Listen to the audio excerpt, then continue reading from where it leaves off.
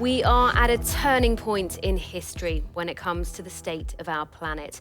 Climate change is happening, and around the world, people are trying to figure out the best ways to limit the crisis. And it's not just scientists, inventors, or politicians. Children and teenagers are leading the way with some great ideas, dedication, and drive.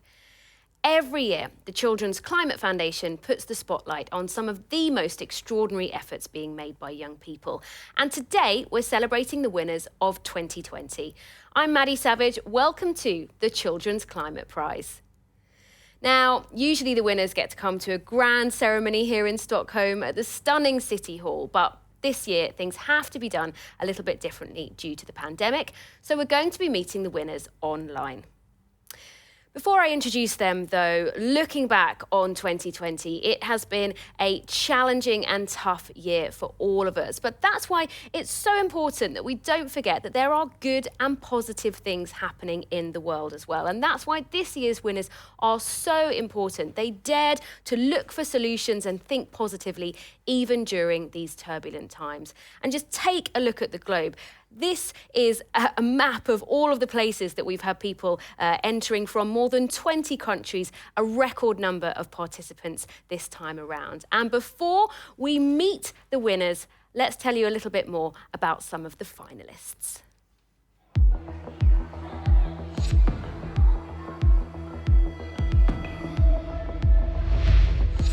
My project is Youth versus Apocalypse, that seeks to stop the climate crisis by dismantling the foundational systems of oppression that are responsible for creating it. We feel that three-stage Chulika will be very useful for the future as global warming and global population are increasing day by day. We are currently depending on small startups which would make our project be known and available for a larger public very soon. Thank you. I designed an energy-efficient, hybrid high-speed train technology. It uses renewable energy sources instead of fossil fuels. I'm hoping people will want to travel in my train instead of sitting in traffic causing air pollution. All in all, nature is a genius. And when we can harness her power through innovation, we can make the world a better place.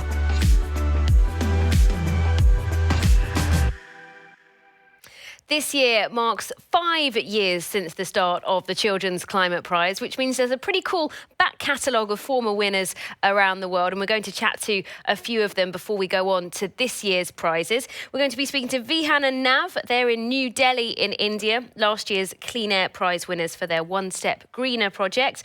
Also Edgar in Arusha, Tanzania. He won in 2017 for his Green Venture Recycled project. And we've also got Shreya in California. She won last year for her Grey Water project. I'm hoping that they've all dialed up and they're there to have a chat with us. Hello to all of you. A big wave and a hey from Stockholm. That's how we say hello here. It would be nice if you could just say hi in your languages from wherever you are. Let's start with you, Edgar, in Tanzania. We know you haven't got your camera on because your connection isn't brilliant at the moment, but give us a hello from there, please. Habari. Is that Swahili? Yeah, that's Swahili. Let's go to India next. Namaste. And California. Hello. Awesome. Great to have you all with us. We're going to chat to Edgar in Tanzania first off. You were the winner in 2017 and you actually got to come here to Stockholm, Sweden to pick up your award for your very entrepreneurial project, Green Venture Recycles, which essentially converts waste plastic into affordable building materials. Now, I'm really interested to know how your project has managed during the COVID-19 pandemic and what sort of things you had to change and adapt to continue working with that. Yeah, thanks for the good question. So since the COVID pandemic started, we had a lot of things to deal with, especially because most of the people actually stopped building houses, so making bricks was not the best idea at that time. And yeah, we decided to actually shift our production line from making recycled bricks and use the plastic waste that we had in making recycled plastic face shields. So the plastics that we used to make the face shields were plastics that we got from mainly national parks. So Serengeti National Park, which is among the largest national parks in Tanzania, were able to pick up plastic waste from there and actually convert the plastic bottles into face shields that were used by students and frontline healthcare workers.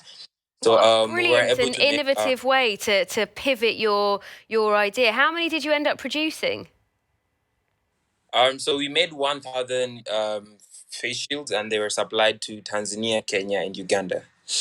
Great, congratulations. We're going to move on to Shreya. You received the prize last year for your solution to dealing with grey water waste. That's essentially all of the waste that comes out of our homes from our sinks, showers, washing machines, anything except for toilet waste, really. How have you managed to keep up with your work despite the COVID restrictions where you are in California? Right. I've had to pivot a lot of the work that I was doing to a virtual format. For example, I was planning an Earth Day summit and competition for Earth Day 50, where students would learn about climate change, water scarcity, and represent their learnings with art, research posters, music, and literature. And due to the lockdown, I rapidly shifted those events online, and I made it a virtual reality summit, brought in speakers, added interactive components, so people were still able to walk through a virtual gallery, learn, and have a similar experience to one they would have had in person. And I've also seen that during this time, a lot of teachers and educators are looking for online curricula that they can use to engage their students. So I've been providing my gray water curriculum free of charge to teachers. And since last year, my school count has actually increased to over 90 schools so far. So impressive. Also from last year, we have the first ever winners in the new Clean Air Prize category. Vihan and Nav in New Delhi. Your project was about fighting air pollution there, a big issue in India. So what did it mean to you guys to come all the way to Stockholm and pick up your prize last year? We were very humbled when we got invited to come to Sweden, even as part of the 5 finalists, because we consider Sweden to be quite the gold standard in terms of recycling and tree plantations and taking care of our environment. We were pleasantly surprised that people from Sweden were recognizing our work and seeing it. So, yeah, definitely we were quite honored and, quite humbled as well. So and you got it was a great experience for us. And you got to meet some pretty big names, including the Swedish king and queen, I hear. Yeah, so that was a great experience. As Behan said, it was another honor for us. And with the King and Queen of Sweden, we also met the First Lady and the President of India. And it really helped us and motivated us towards our goal of a greener future. And it also showed us that everyone, if you actually implement change and if you do something in the world, everyone will listen. So yeah. Well, we're glad you got so much out of it. And we're also really glad that you were able to join us digitally today. So thanks so much to all of you, to Vihan and Nav, also to Shreya and Edgar. So it's goodbye, or hey door, as we say here in Stockholm. And we'll see you again soon. Thank you. Bye. Bye. Thank you so much. Next up, we're going to welcome the chair of the Children's Climate Prize jury, which selects the winners every year. Welcome. He's also vice chair of the Swedish Climate Policy Council, appears regularly on Swedish TV channel TV4 on the climate show Klimatkollen. His name is Johan Kjellner. Thank you so much for being with us. You certainly sound like the right person in the right job. Big expert on climate. You are the jury chairman, and it must be so inspiring to see all of these nominations, but also quite time-consuming to go through all of them. But we've seen so much creativity this year and a record-breaking number of people taking part. Why do you think so many people were interested in 2020? Well, climate change interests a lot of young people, there's no doubt. I mean, they see this as a monumental threat to their own future. And it has, of course, caused a lot of depression even, climate depression. This prize demonstrates also that there is a lot of force among young people to try to do something about the future, to really use their innovation and entrepreneurship to come up with good ideas. And I think that this has actually stimulated action among them, not just being passive, but really trying to take their own future in their own hands. And I think this is what we see now. We see young people all over the world who wants to really impact in a positive way their own future. Yeah, and it's so nice to hear some positive ideas, particularly during the midst of a global pandemic. But what kind of an impact do you think actually winning the Children's Climate Prize will have on the winning entrepreneurs and the innovators? Well, it's a recognition of the work they are doing. So I think that it has a direct impact for them, we hope at least. Of course, they get a recognition also in their countries. In this year, of course, in India, for instance, but also on a global scale. It shows that the idea they have is actually something that can be upscaled. It can make a difference. And I think that is also a recognition for them. But I also would argue that this, winning this prize and being able to communicate about it also will influence and hopefully stimulate other young people in their own country, but also all over the world, that, yes, this is something I can do as well. I also have good ideas. I see these young people winning the prize. They become role models for others. And I think this is equally important for the prize, not just the winners as such. I mean, they are incredible, of course. But the fact that this prize also stimulates other young people to think, wow, this is something I can do as well. Yeah, definitely. And everyone who got involved and entered, we are grateful for, not just for the winners this time around. Absolutely. I mean, there are, selecting the winners is incredibly difficult because there are so many good ideas. Thank you so much, head of the jury, and we're going to speak to some other members of the jury now as well. They're connecting up with us digitally. So hi to you guys. We've got, I think, Sam Barrett from the United Nations Environmental Programme based in Nairobi, Kenya. We've also got Malati Waisen. She's a former finalist for the Children's Climate Prize. You're in Bali, Indonesia, I think. So great to have you both with us. We'll start with Sam, actually.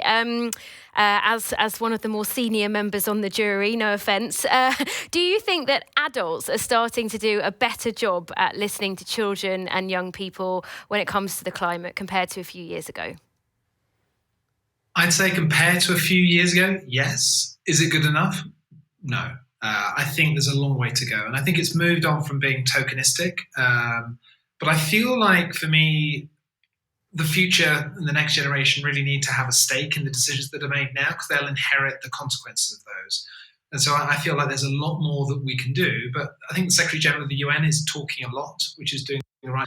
But I think old people think they know best half the time and don't listen enough to younger people, and we need to do a much better job on that.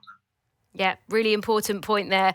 So let's go to Malati, a former finalist. You've now got a seat on the jury, so having the chance to have your say that way around. But you've got a very strong voice highlighting some of the key issues when it comes to climate change and young people. Just tell us a little bit more about your work, in particular your project Youthtopia. How's that been making an impact?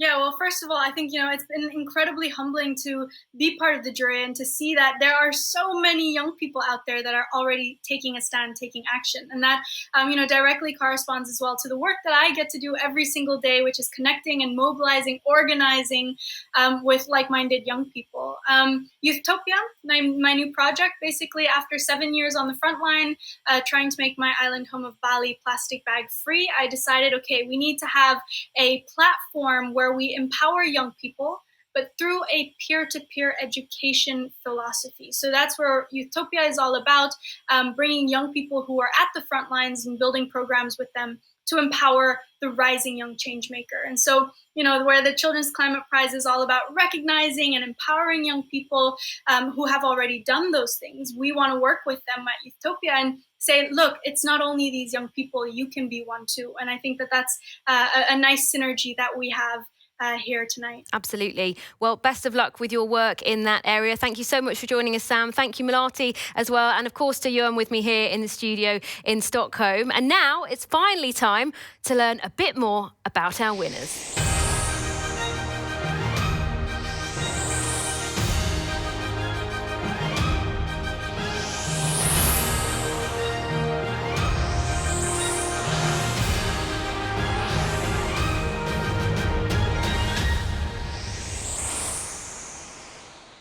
Deforestation is the second leading cause of climate change. But just randomly planting new trees can sometimes do more harm than good by reducing biodiversity. Therefore, Adya Joshi founded The Right Green and developed a database including over 15,000 plant-insect feeding relationships from different ecoregions of India. Using her newly invented Biopower Index, landscapers, gardeners, and civic authorities can plant the best biodiversity-supporting plants. Her educational outreach workshops have empowered and enabled communities to restore healthy ecosystems rich in biodiversity, while also addressing climate change. What a smart project. Well, we'll hear from Adja herself and find out a little bit more about her project later on. But first, we have a guest here in the studio. Welcome, Johannes Bolson, the CEO at Telia Energy, which initiated the Children's Climate Prize 5 years ago. We'll talk about that in a moment. But first of all, first reactions to Adja's work. I think Adja's work is amazing. And her putting the light on biodiversity is a really important issue. And she's doing it, and she's talking about it, and her work has the possibility to really make a change on a large scale. And there've been 5 years of prizes now. Why did you start this initiative in the first place? We started this initiative. I would say that Telia Energy has been working with the environmental development for the last decade, but we realized that our efforts is not enough. And we also recognize that on the global discussion, the voices of the ones that are affected of the decisions made today, it's not heard. So children and young people need to have their voices in this discussion because they are the ones that are supposed to live with the decisions. Yeah, absolutely. Yeah. And Changemaker is the title of this prize. What does it mean to you to be a change maker? To be a change maker is sort of going beyond the obvious and to reframing the way we think. And at Telia Energy, we have fight the boundaries of the energy market and try to see it from different perspectives and different angles. And I would say that's what a change maker does. And also that you change comes from new perspectives. And also from a somewhat naive idea that change can be made in almost any area if you just want to do it. Some great thoughts there. Anything else to add before we find out more about Adja? I'm very proud of the Children's Climate Prize and what it has done and what it is doing for the winners, and also how the foundation is supporting these young environmental leaders in their work. They are just not talking about it. They are creating it. Thanks very much for being here with us. Johannes Bolson, the CEO at Telia Energy, which initiated the Children's Climate Prize. And now it's time for us to get to know Adja a little bit better. First up, we've got a video from Mumbai in India, where she lives, to help us learn a bit more about her project.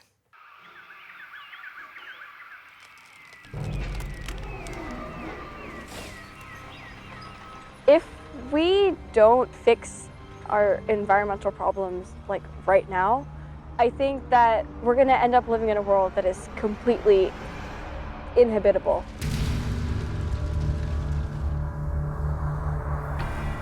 So I think it's very important that everyone makes an effort to try and solve these problems right now. And even if it's only planting the right trees for your area, I think that is still a step in the right direction and a very important step in the right direction towards solving these problems. My name is Adya Joshi. I am 17 years old. I'm from Mumbai, India, and I'm the founder of The Right Green. I like to think of myself as an environmentalist who has a really, really great love for science. I also like to think of myself as somewhat of an educator and, to a small extent, a musician.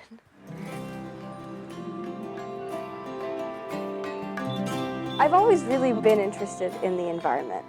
I come from a family that places a lot of emphasis on being outdoors. I also grew up on a lot of stories of like when my grandfather was young. This entire area used to be completely forested. And I think for me, my environmental kind of conscious side has come from that. And that's really when I started to pay a lot more attention to, well, what's going on here? So I think the big problem right now is that when we have large-scale plantation drives, you typically find that everyone plant one kind of tree. It'll be like, 700 bougainvilleas in a row. And not only is that one monoculture so devastating in terms of the lack of diversity, but when you plant something like a bougainvillea in India, which is a plant that's from Central America, you're actually not allowing any of the other life or the biodiversity that depends on these plants to flourish and to grow. So we are an organization that is dedicated to spreading awareness about the importance of native plants in restoring urban biodiversity in these areas. I was so thrilled and so excited to get the prize. When I found out about it, I think I was in shock for like a couple hours because I just couldn't believe that I actually got such an honor. My end goal with The Right Green is for everyone in the world to understand how important it is to plant native to their areas and then to actually do that. I really hope to be able to live in a world that is safe, both environmentally and also like otherwise. And to be able to really experience the full breadth and beauty of the planet that we live in. And that's really what I hope that our future is going to look like.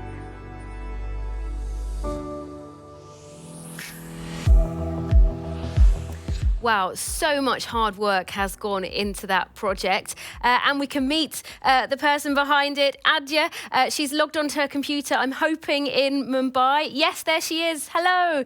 Great to see you. Hi. A big congratulations from all of us in Stockholm. I want to know what's happening next then. What's next for this data bank that you've created? So I myself created about 15,000 of these relationships within the database. And my next steps really for it are to crowdsource as much of the information going forward as possible from the global research community, and also maybe try and automate the algorithms within the database so that people can get like the more updated lists faster. Because right now we obviously only have 4 of them, but as we move forward, if any new information comes back, right now we're doing everything manually. And so that takes a little bit longer to like get everything in order. And then my next step is to try and work through also like automating the biopower index, because that is another thing that I'm manually going through as well. And so that, yeah. At the moment, this is all in India, though, right? But the jury said they think there's great potential for this to be scaled, to become global. How would that feel to you to see these kind of projects being replicated elsewhere? I think it would make me really happy and really proud. And also, I think that it's something that's really necessary right now because, again, very few people know what's native or non-native to their country, let alone their own, like the region that they stay in. And so if people know about it, it's something that's so simple to do. And right now, especially with The Right Green, we are working on scaling it up a little bit more. So we started with Mumbai, and right now I'm working with the newspaper to try and get it spread to 700 schools in the rest of the state. And if that works out, take it to the rest of the country and maybe the rest of the world. Well, step by step, we wish you all the best of luck with that. And what's your message to other young people that are watching this, maybe feeling inspired or feeling like they've got some other burning ideas that they'd like to take on like you have? I think you have to, if you have an idea that you think is very important, you have to go out and you have to try and, you have to do it yourself, because no one's going to think it's as important as you do until you make them see how important it is. And so that's really my advice, is if you find something that you think is super important, you're super passionate about, you have to keep working at it all the time. And then the other thing I obviously have to say is don't forget to plant native wherever you are in the world. I'm sure everyone will want to get planting after hearing about your project. Thanks so much for joining us. Bye, Adya. Bye.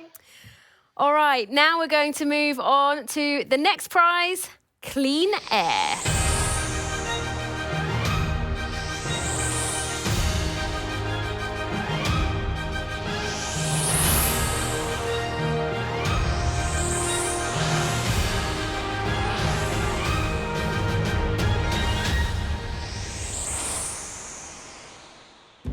Air pollution is today the single biggest environmental threat to human health.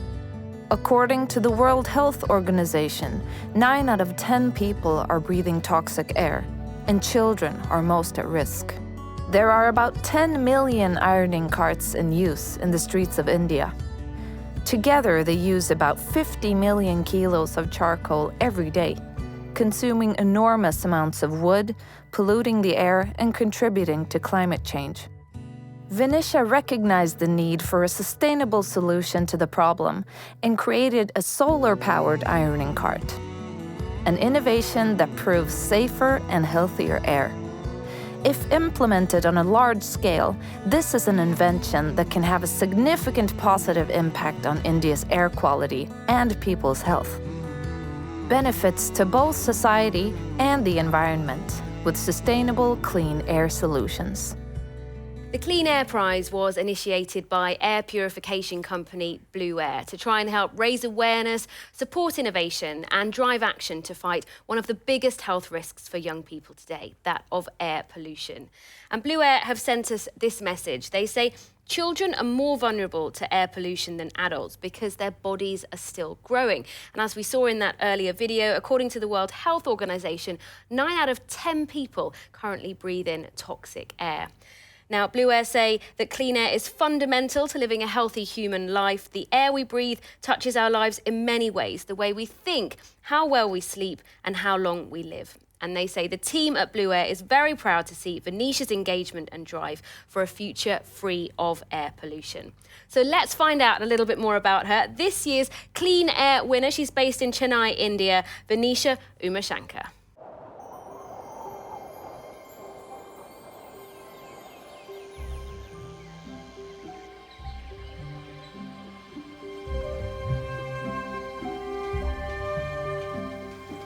Since when I was young, I was surrounded by people who don't understand climate change, and also people don't understand that air pollution can affect the whole world. Air pollution severely decreases the quality of air. Also, unknowingly, we breathe many toxic and deadly pollutants every day. The reason I am connected to clean air is to create awareness about it and give it a voice.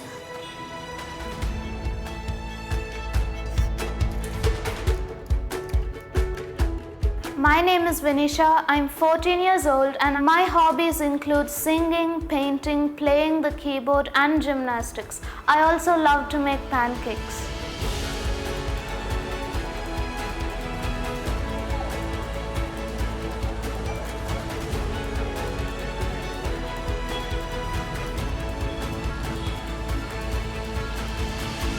One day when I was walking home from school, I noticed one of the ironing men in my street using charcoal. Charcoal contributes to air pollution and creates more toxic pollutants. So I researched for a viable solution to prevent air pollution and increase air quality. So I realized that solar energy can efficiently substitute charcoal. That's when I got my idea of the solar ironing cart, because I wanted to replace charcoal with solar energy.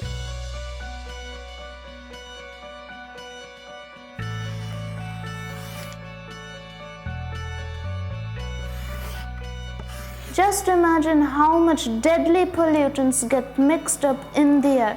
My innovation uses solar panels as the main energy harnesser to harness solar energy and convert it to electricity. When I first saw my prototype, I was so excited.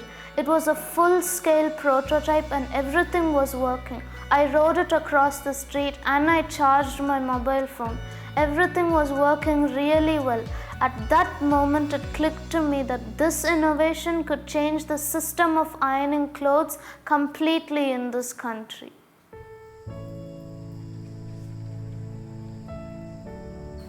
I am both concerned and happy for the future because I know my generation is working towards the better future of this planet. But I am concerned because there are still people in this planet who think climate change isn't real. It's not a question of whether we can or cannot solve air pollution problems. We should all face air pollution head on and solve them. Wow, what a cool idea. Absolutely love that invention. And I'm normally someone that hates anything to do with ironing. We can connect up with Venetia. She's logged onto her tablet. So I think I can say hello to her now. Yay, hi Venetia. Hey from Stockholm. Hello. Congratulations on your win. Really, really well deserved. I want to know what's happening next. We saw in that film some photos of your prototype, but what are the coming steps for you now? Well, since I won the Children's Climate Prize this year, I am planning to create my own prototype and improve it even further. Since the initial ambition for the ironing cart was to eliminate the usage of charcoal to prevent deforestation, with this prize money, I'd also like to make the ironing cart more efficient during cloudy or rainy days. This would also help the vendors who iron the clothes. And that's pretty much what I have in store for now. Well, it sounds brilliant, and I'm sure you're inspiring a lot of other people around the world. What's your message to other young people watching this and finding out about your win? Well, my message to all the students and this generation around the world is believe in yourself. What others think of you is completely irrelevant because you have your own passions and strengths. Just learn knowledge around it and develop your own unique set of skills. But I must say, no one is in charge of your future but you. So stay conscious about the environment and the quality of air so we can have a good environment for the current and future generations. Some really worthwhile words there. Thank you so much, Venetia. I'm sure we'll be hearing from you again in the future. But for now, from us here in Stockholm, bye. Thank you. It was a pleasure speaking to you today.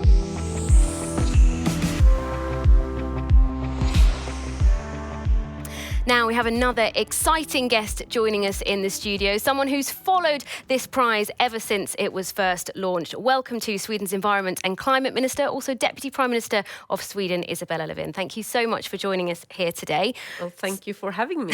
So, what are your thoughts on this year's brilliant winners? Well, I think they are really brilliant, talented and very responsible girls that see a problem and tries to find a solution to the problem.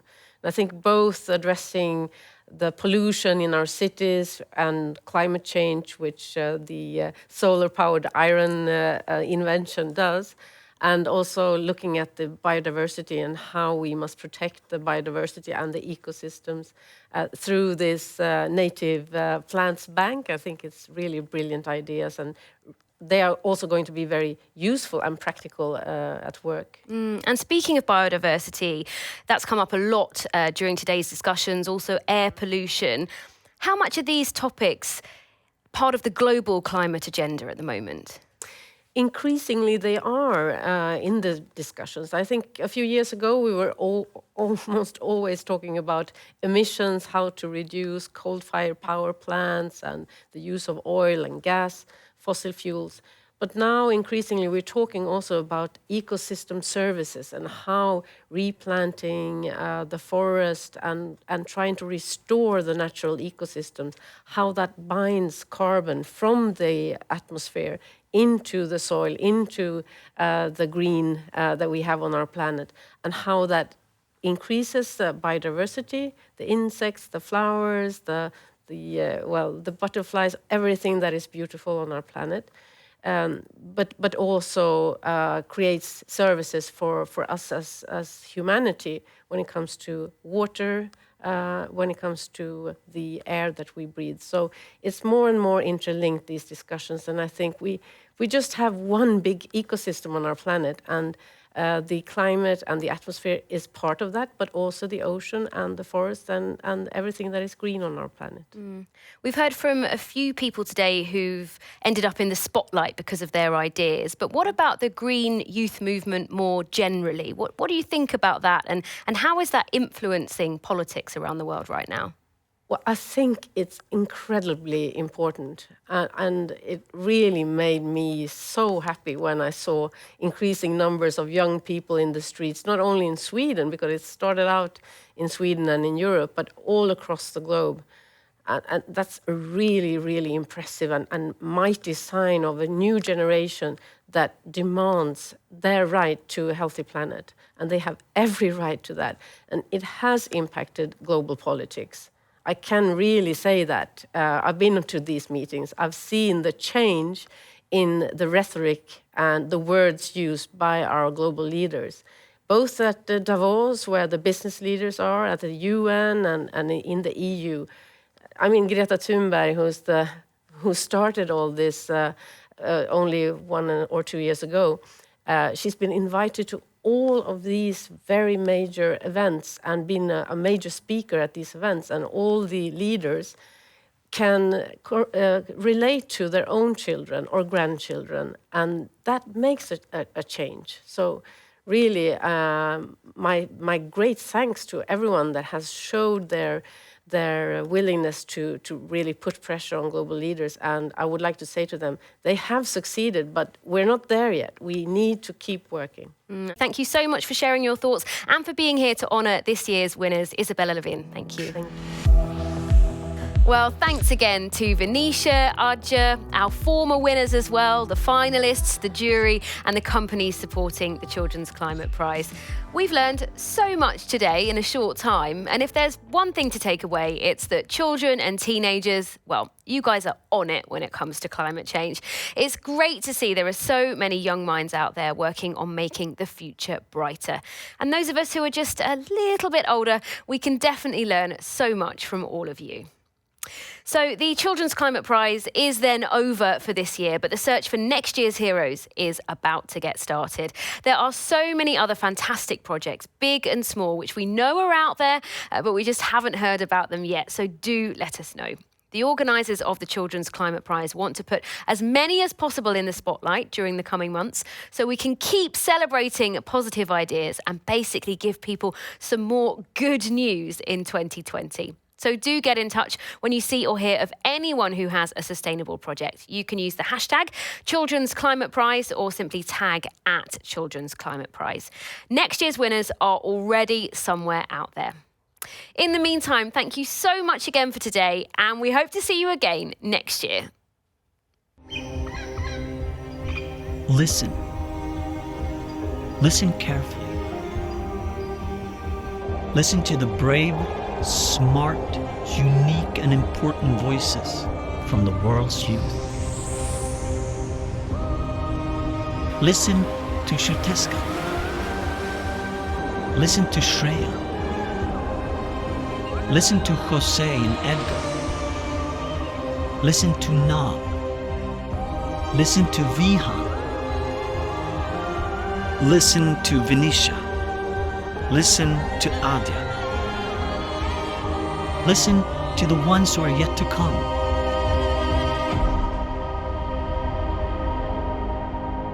Listen to the good news of 2020.